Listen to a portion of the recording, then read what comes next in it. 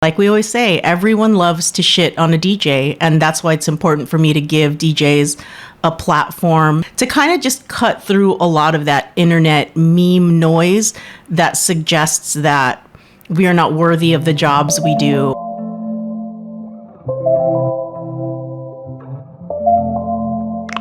Just sitting here in front of this camera, I'm realizing how nerve-wracking it is to be interviewed with a giant camera eye in your face. So to each and every one of the DJs that came on the rice cooker this season, I just want to give a personal, very deep and heartfelt thank you. I understand that I'm asking you to donate 2 hours of your time to come here. We have a format that is 30 to 40 minutes of a DJ set, 30 minutes of an interview, and it takes a lot of manpower, and whether that's me splitting myself into 5 people or my friends who volunteered to come help me film, I have so much gratitude for the enthusiasm and love everyone has shown for the rice cooker since I began it. And this is a project that I severely underestimated how difficult it would be. And I thought that because I've been a video producer for 20 plus years, that a YouTube channel was going to be easy and that I had an edge somehow and I was going to be ahead of the game, but that definitely was not the case. The Rice Cooker channel has been very humbling to attempt to be the cinematographer, DJ, host, producer, social media, post-production person on. And so much love to not only the YouTube community, but for everyone who has donated their time to be here. So when I ask a DJ to be on the rice cooker, or a lot of times what happens is people will write to me. I put out calls like, hey, if you want to be on the show, if you know me like that, write to me. And my friends have been so supportive and so trusting of allowing me to do this. And I have definitely had my share of mistakes, messed up audio, out of focus things along the way. And when you're kind of a one person show trying to do the job of like 3 or 4 people, those mistakes are bound to happen. So glad that I had my closest DJ friends experiment with me this first season. And so glad the new friends that have kind of come into my orbit just before I started the channel, that you guys trusted me enough to do this. For anyone who doesn't know, I started the rice cooker because I saw a real need to generate a positive sense of community in the DJ community. There are a lot of assumptions and just things people don't know about what it means to be a DJ, and that being a DJ means different things to different people. And I just wanted to clarify all of that. I wanted to give DJs a safe space to talk about what it's really like, why they got into DJing, why they love it, to kind of just cut through a lot of that internet meme noise that suggests that we are not worthy of the jobs we do, or that the choice we made is somehow a poor life choice. Because like we always say, everyone loves to shit on a DJ, and that's why it's important for me to give DJs a platform, and for me to also have a diverse array of DJs, because the pictures of what most people have in their head of what a DJ is not the circle that I run with. It's not who I am. It's not what I see when I'm out there. So it's so important for me to have this platform and space to raise the level of what the art and culture of being a DJ is. I will acknowledge, my circle is only so small and only so big. And so the hope is to grow this network, into seeing my DJ friends that are up north in San Francisco or in Pacific Northwest. What are my friends doing in the South? What are we doing in Chicago? What are we doing in New York? Like, that's the ultimate dream, is to take this show somewhere much bigger and expose much different DJs that are doing different genres for different reasons. So that's the ambition. That's the trajectory of this. I would also like for the rice cooker to be a community space where maybe once or twice a year we have a little rice cooker fest, and the DJs that are featured on the show can play a real life venue. But I feel like we're a little far from that right now. Let's wait for the 1-year anniversary, hopefully in 2025, to see where the rice cooker goes. Queer communities and queer events have been so incredibly quintessential to my growth and learning how to be a DJ. One of the best stories, like one of my first gigs, was at a dive bar whose main clientele was trans working girlies. And I would play at this dive bar, and the instructions were I had to record my DJ set on a 90-minute cassette. And then when I was done, they would have me play from like 10 to midnight. And then at like midnight, I would take the recording, play the tape, and then leave at like midnight. Because they didn't want to pay me for the rest of the night. So they would play the recorded set from earlier in the night. So things have changed since then. I don't know. Have things changed since then? I'm sure a lot of promoters or club owners would like to not pay us. But it's definitely a different world now. You know, I started at Pride festivals and things like that. My very first gig was with my current partner, who was my girlfriend at the time, and it was the queer prom at the Orange County Center, which was in Garden Grove at the time. And so my kind of DJ career grew from then, and it's been 23, maybe 24 years since I started DJing. And it was a lot of Pride festivals, and it was a lot of unpaid gigs. And then those events kind of grew and grew for me, and ended up being a really solid background of just how to DJ, how to manage clients, how to work with a crowd, how to hustle, really. So I did a lot of kind of growing on my own as like a young business owner who was basically, you know, I was DJing, I was also DJing weddings, and I was also shooting wedding videos. So at a really early age, like between 19 and like, I'd say like 26, I was just kind of running my own weird little business, not realizing that I was setting myself up to kind of run my own production company in the future. So it's been a journey. But here we are in the rice cooker, and this has been a really great outlet for me to just have all of the conversations that I've always wanted to have. I would like to take a moment to just talk about who I am and what I do. A lot of people know that I'm a commercial director in my real life day job work, which means that my job is to, you know, take pitches and creatively realize the vision of a team of creative people, usually a creative agency, and then take that advertisement and like lead that creatively until that commercial is released. And I've worked on big projects, BMW, MTV, VH1. I've worked with big talent.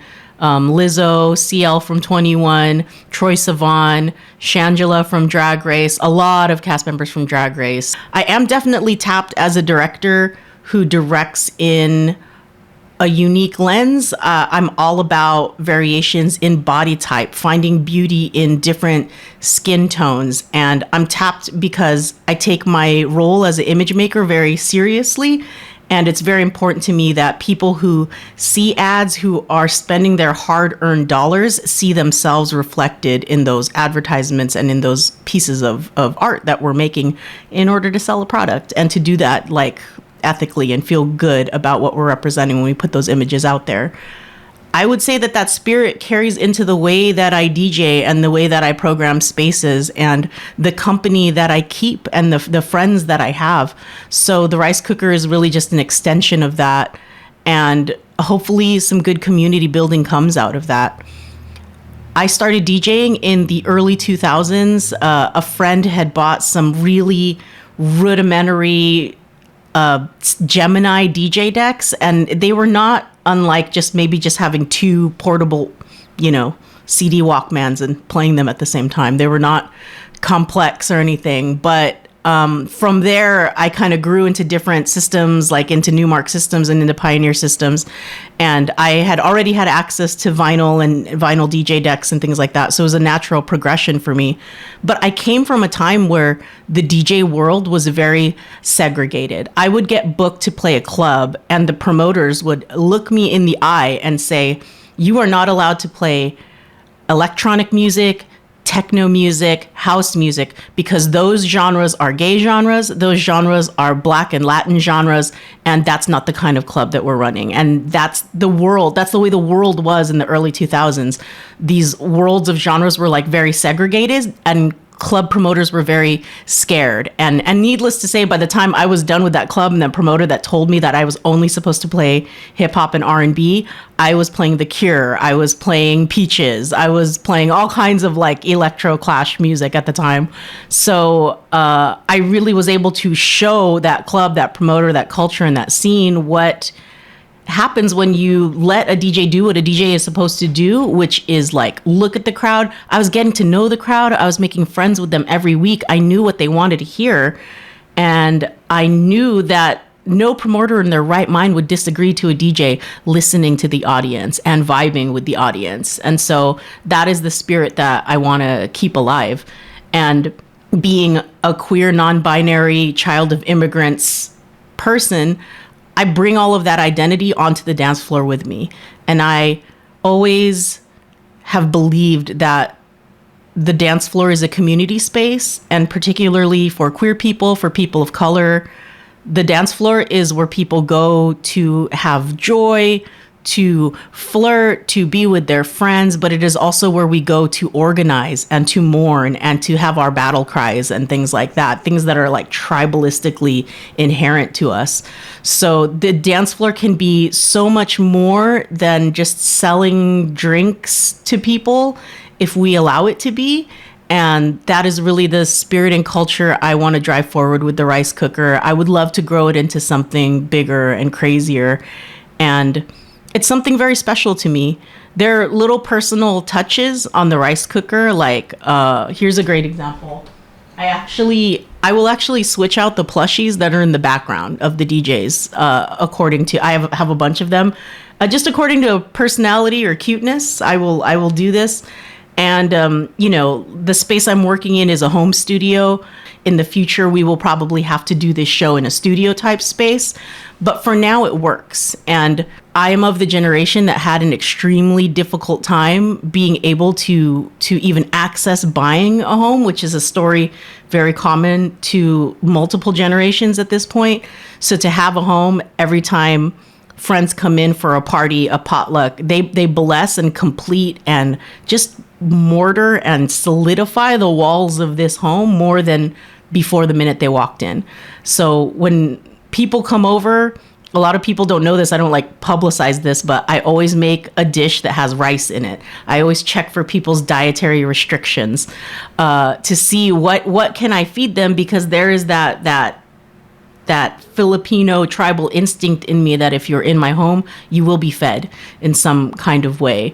And so I actually know that I love cooking, and that ritual of making something in the morning when I'm really anxious and nervous about the rice cooker shoot coming up that day.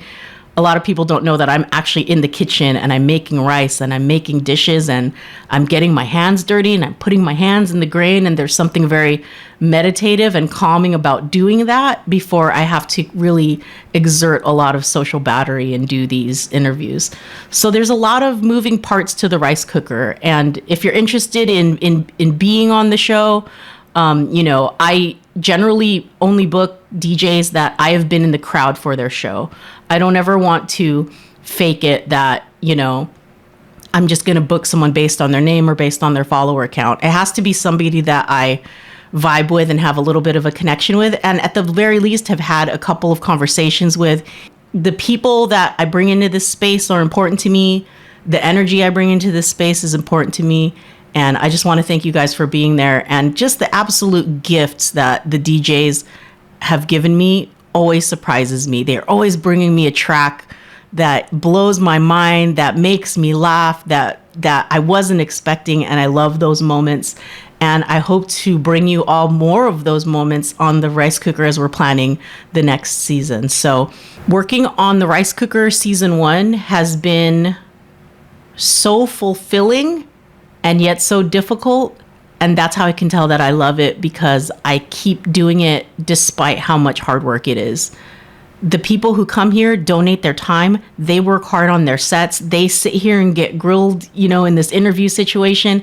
And I appreciate so much the time that they give and that they believe in me and this project enough to trust me with their time and their words and with their music. If you want to support the rice cooker, one of the best things you can do is obviously, on social media, share the link, let people know what the rice cooker is. But subscribers, believe it or not, are easy to get. It's harder to get actual eyeballs on a YouTube video for a long amount of time. So that's why I make the videos like generally about 30 minutes long, because YouTube requires 4,000 watched hours in order to monetize. So I'm so far away from monetizing and from anyone getting paid from doing any of this. But if you want to support the channel, the two things you can do for me is engage in the comments and just let the videos play. Let the playlist hit playlist mode when you're in YouTube. Let all these amazing mixes play, and let's just like rack up those hours, and let's show the algorithm that this is a worthy show of watching.